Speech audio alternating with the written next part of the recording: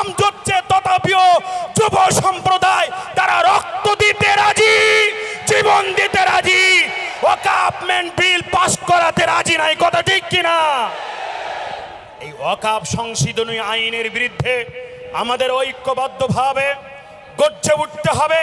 কে তাবলিগ জামাত, কে ফুরফুরা, কে আজানগাছি, কে শিয়া, কে সুন্নি, কে জামাত ইসলামী, এ বাদ বিচার নাই।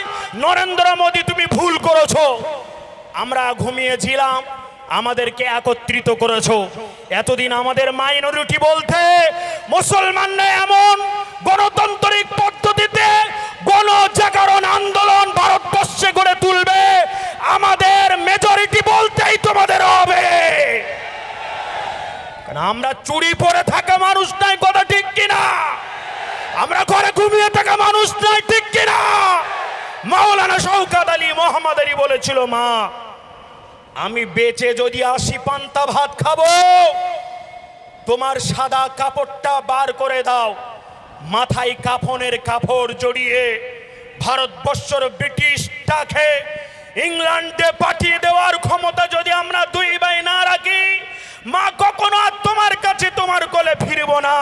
সেদিন মা দোয়া দিয়েছিল, মাওলানা শওকত আলী মোহাম্মদ আলী মায়ের দেওয়া সাদা কাপড় মাথায় পরিধান করে ভারতবর্ষের 200 বছর ব্রিটিশ খেদাও আন্দোলনে তারা শহীদ হয়েছিল। আমি মালঞ্চ বাজারে হাজার হাজার তরুণ তর্কি যুবক, আমার আওয়াল বৃদ্ধ বনিতা মা বোনেরা প্রয়োজন হলে আগামী দিনে যদি আমরা বলি মাথায় কাপনের কাপড় পরে গোটা দিল্লিকে স্থগিত করে দেব। কথা ঠিক কিনা? আপনারা কারা কারা রাজি আছেন? দুহাত তুলুন। নারায়ে তাকবীর। আমরা সবাই দিল্লি যাব, আমরা সবাই দিল্লি যাব, আমরা সবাই নরেন্দ্র মোদী কালো হাত করিয়ে দেব। অমিত শাহ, মোদী তোমার ধিক ধিক ধিক্কার, ধিক ধিক ধিক্কার। অসাংবিধানিক কালা আইন মানছি না, মানব না। সবাই ভালো থাকুন, সুস্থ থাকুন। আমার গিয়াসউদ্দিন ভাই, আমার সভাপতি সাহেব, সমস্ত ভাই, কুতুবউদ্দিন ভাইয়েরা, মঞ্চে যারা আছেন, তারা আজকের এই প্রোগ্রামকে সুন্দরভাবে অ্যারেঞ্জ করেছেন। আমি আপনাদেরকে সশ্রদ্ধ ভালোবাসা, আন্তরিক অভিনন্দন, হাসানুজ্জামান দিচ্ছি। সর্বসময় আপনারা আমাদের পাশে ছিলেন, পাশে থাকবেন, আমরা ছেড়ে দেবো রাজি নাই। হাম ছোড় নেই দেন। All minorities whether based on religion or language shall have the right to establish and administer educational institution of their choice. আজকের অত্যন্ত খুশি এবং আপ্লুত।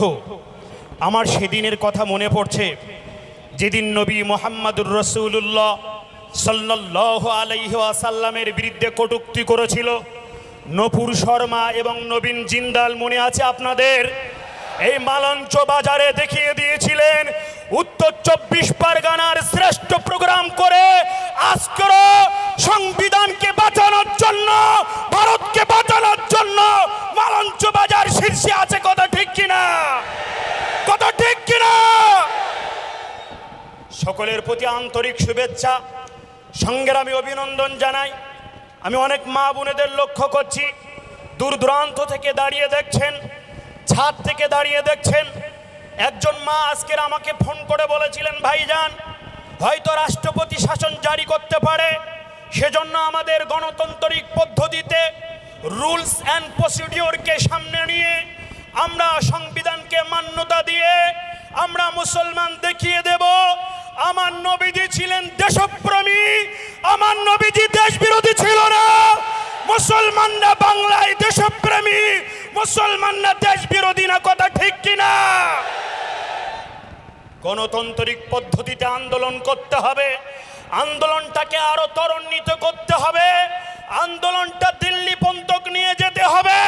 কোন রকম ভাবে যাতে আন্দোলনকে স্থগিত না করতে পারে আমার যুব সম্প্রদায়, তোমরা হলে আসাদুল্লাহিল গালিব আলীর উত্তরসূরি। কথা ঠিক কিনা? সালাহুদ্দিন আইয়ুবীর উত্তরসূরি। কথা ঠিক কিনা? সাইফুল্লাহর উত্তরসূরি। কথা ঠিক কিনা? ভারতবর্ষের সংবিধান বাঁচাতে হবে। আমি মনে করি ওয়াকফ সম্পত্তি, ওই ওয়াকফ অ্যামেন্ডমেন্ট বিল শুধু নয়, আজকের ভারতের সংবিধান বাঁচানোর একটা লড়াই এসে গিয়েছে। ভারতবর্ষে আমরা জানি দুইজন মহান নেতার নাম, স্বাধীনতা সংগ্রামীর মহান স্থগিত, যার সম্মান ছিল আকাশচুম্বী, যার নাম হলো মহাত্মা গান্ধী, জাতির জনক। আমরা তাদেরকে ভালোবাসি না বাসি? আজকের বিজেপি আরএসএস তারা যাকে ভালোবাসে সেটা হলো দেশের গাদ্দার। দেশের গাদ্দারকে তারা ভালোবাসছে, তারা দেশের গাদ্দারকে মহানায়ক বলছে। আমরা বলি মহানায়ক যদি থাকতে চায়, মহাত্মা গান্ধী হলেন মহানায়ক, মাওলানা শওকত আলী, মাওলানা মোহাম্মদ আলীরা হলো মহানায়ক। কথা ঠিক কিনা? মোহাম্মদ আলী, শওকত আলী দুই ভাই সেদিন ভারতবর্ষকে বাঁচানোর জন্য, ভারতের সংবিধানকে বাঁচানোর জন্য, ভারতের মা বোনেদের ইজ্জত সম্মান রক্ষা করার জন্য, ভারতবর্ষের মানুষকে বাঁচানোর জন্য মা বলেছিল মোহাম্মদ, মা বলেছিল শওকত, তোরা দুইটি ভাই, তোরা ভাত খেয়ে তারপরে ইংরেজ জালিমদের বিরুদ্ধে যুদ্ধ করতে যা।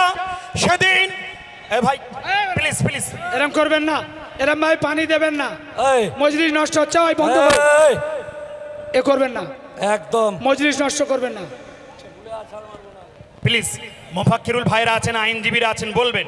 আমি খুব সংক্ষেপে আপনাদেরকে বলছি, আপনাদেরকে বলে রাখি, এই ভারতবর্ষে আজকে নরেন্দ্র মোদীকে দেখাতে চাই তুমি আকাশে ড্রোন দিয়ে দাও, মালঞ্চ বাজারে এইরকম রৌদ্রের মধ্যেও